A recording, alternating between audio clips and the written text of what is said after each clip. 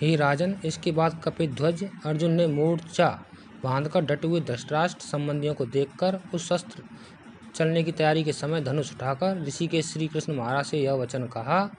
हे अच्युत, मेरे रथ को दोनों सेनाओं के बीच में खड़ा कीजिए और जब तक के मैं युद्ध क्षेत्र में डटे हुए युद्ध के अभिलाषी इन विपक्षी योद्धाओं को भली प्रकार देख लूं, इस युद्ध रूप व्यापार में मुझे किन किन के साथ युद्ध करना योग्य है, तब तक उसे खड़ा रखिए।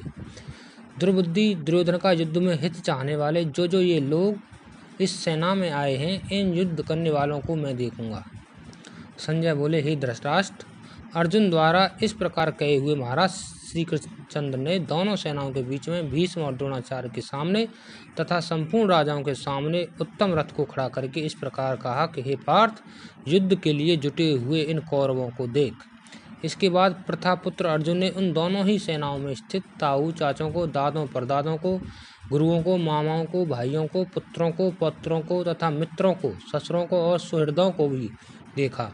उन उपस्थित संपूर्ण बंधुओं को देखकर वे कुंती पुत्र अर्जुन अत्यंत करुणा से युक्त होकर शोक करते हुए यह वचन बोले।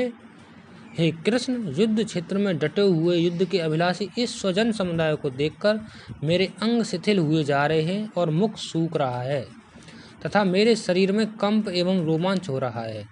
हाथ से गांडीव धनुष गिर रहा है और त्वचा भी बहुत जल रही है तथा मेरा मन भ्रमित सा हो रहा है, इसलिए मैं खड़ा रहने को भी समर्थ नहीं हूँ। हे केशव, मैं लक्षणों को भी विपरीत ही देख रहा हूँ तथा युद्ध में स्वजन समुदाय को मारकर कल्याण भी नहीं देखता। हे कृष्ण, मैं तो विजय चाहता हूँ और न राज्य तथा सुखों को ही।